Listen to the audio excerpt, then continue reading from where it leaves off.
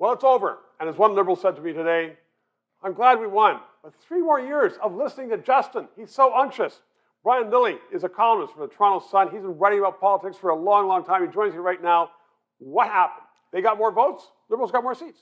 That's what it comes down to. Grit happens, as we said on the front page of the Toronto Sun the day after the night before.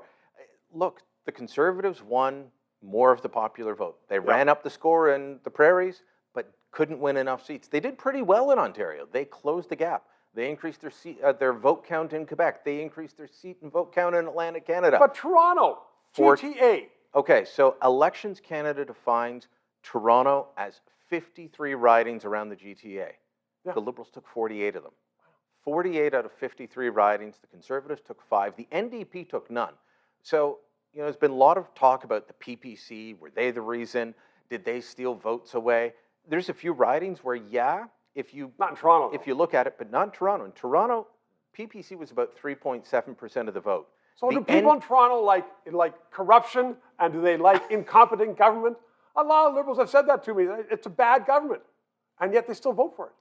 Well, they were able to scare voters, and in my view it was suburban women, especially mothers, who were convinced that Erin O'Toole, this mild, moderate conservative, they portrayed him as the second coming of Attila the Hun. He's going to rape and pillage the land. It'll be awful. It'll be evil. Why do people believe that baloney, though? I don't know. But in the last few days, we saw that O'Toole had trouble on how to deal with questions around his policy on rifles, and the so-called assault guns. He lost some voters on the right over his carbon tax plan.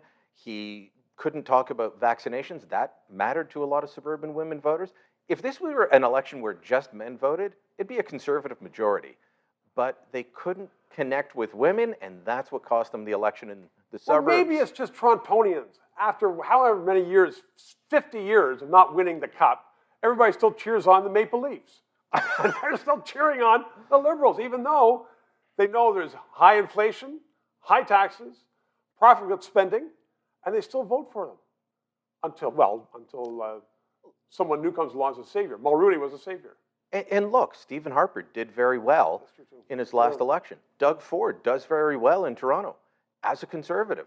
So Conservatives can break through, and I don't buy into this idea that their only options are tack hard right or become Liberals with blue ties. It doesn't make sense. No. Find a way to communicate your message, sell your policies in a way that resonates with voters where they are. And that's going to be different in Toronto than it is in the Lower Mainland, where Trudeau picked up seats. He lost seats in Ontario and Atlantic. He picked them up in the Lower Mainland. It says something about progressive politics. Brian Lilley, at least we know what you're going to be writing about for the next 3 years. Thanks very much. 3 minutes. With Justin in his 3rd term, now more than ever, you're going to need independent news. How else are we going to find out how many hundreds of millions of dollars he's giving to the former Liberal MPs?